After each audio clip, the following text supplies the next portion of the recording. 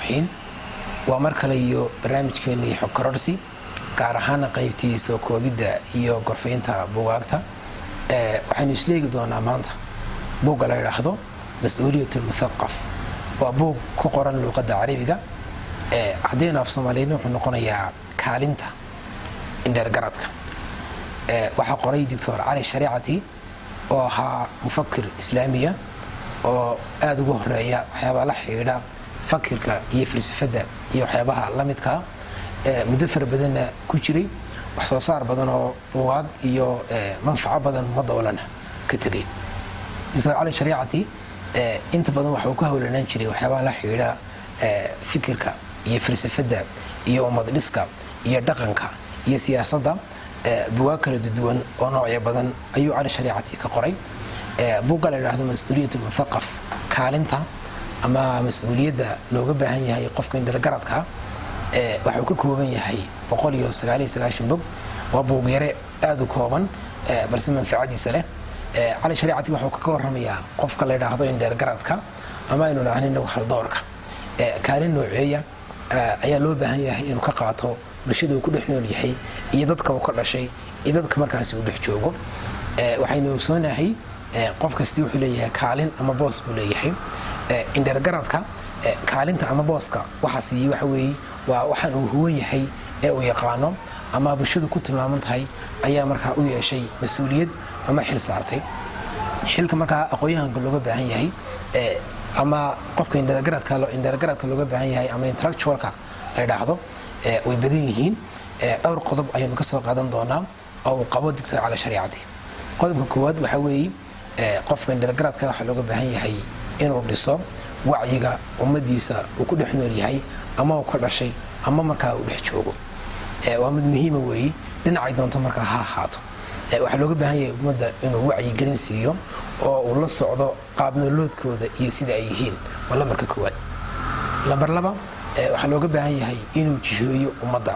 oo kala dhinacay u soconayso waxa ka dambeeya iyo waxa ka horeeya iyo waxa ku soo wajahan inuu markaa u sheego oo ummadii u tilmaamo iyadoo qodobka labaad ee looga baahan yahay qodobka saddexaad waxa weey qofka indheergaradkii waa inuu bulshada runta u sheego waxa runta ee waaqica ee jira halka ay joogaan iyo meel kaleba inuu sheego iyadna waa muhiim lambar afar qofka indheergaradkii waxa looga baahan yahay inuu bulshada ka ilaaliyo waxyaabaha beenta haddii ay tahay markaa dadku u sheegaan bulshada iyo hadday tahay markaa kuwaysa ka imanayaba inuu ka ilaaliyo bulshada oo beenta fiido iyadoo mid loo baahan yahay علي شريعتي markaa wuxuu leeyahay aqoonyahanku ama indheergaradku waa qofka beenta fiida ee ummadda markaa u diida labarka ku xigay waxa weey qofka indheergaradkii waxa weey qof aan u dabranayn aan u ololayn ama u guul wadayn kolba maamulka jira nooc doona markaa ha ahaado ha taageersanaado ama ha mucaarado waa qof aan markaa u ololayn ama markaa aan taageerin waxa ay wadaan waa si qof kolba bulshadu dhinacay qabto la dareena oo markaa aan u dabranayn qodobka ku xigay waxa weey waa qof fikrada soo galootiga ee bulshadiisa ka ilaaliya dhinacay doona markaa ha ahaadaan hadday tahay markaa kuwa fikradeed kuwa dhaqaneed kuwa taariikheed kuwa soo yaaleed noocay doonaan ha ahaadeen waa mid markaa bulshada ka ilaaliya fikrada soo galootiga noocii doonaba ha ahaadeen qodob kale ku xigay waxa weey waa qof bulshadiisa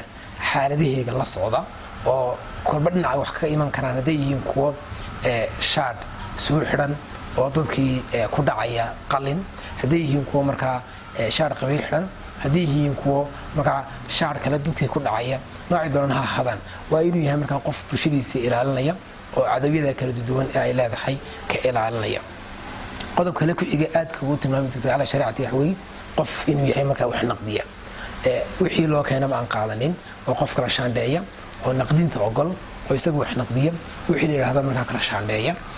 waana qodob muhiim ah oo علي شريعتي ku doodayo waxyaabaha aasaaska ah ama kaalinta uu leeyahay indheergaradku waa inuu naaqid yahay oo qof wax kala shaandhayn kara oo qof kala hudi kara kala haadin kara shayga markaa kala saari kara fud iyo faaru kala saari kara inuu yahay way aqoonyahanku marka inta laga yimaado علي شريعتي waxa ku soo daraya kale waa inuu yahay qof gorfeyn kara ama falanqeyn kara marka waxyaabaha jira marka haddii tahay geedi socodka nolosha iyo hadday tahay marka waxyaabaha kala duwan marka nolosha keensataba waa inuu yahay marka mas'uuliyadda ama kaalinta qofka indheergaradkii waa intaa ay in ka balaaran ayna ugu muhiimsan tahay inuu yahay kolba qof la dareena bulshada oo aan u guul wadaynin kolba maamulka jira inuu yahay qof naaqido oo la socda xaaladda bulshada inuu yahay qof bulshada wacyi geliya intaas ayaa ugu muhiimsan waxaan kusoo koobayaa buugga markaa buuggu intaas ayuu markaa falanqeynaya si koobanna uga warramayaa dictor cali shariicati intaas ayuu kusoo koobayaa aniguna intaas ayaan kusoo koobayaa saasaan isku oganaya asalaamu calaykum waa inooyo buugga xigta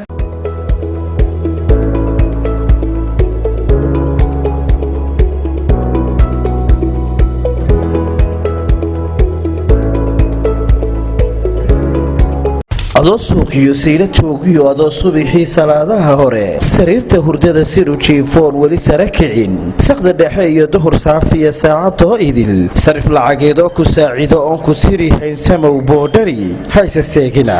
yaa salaam boodhari money exchange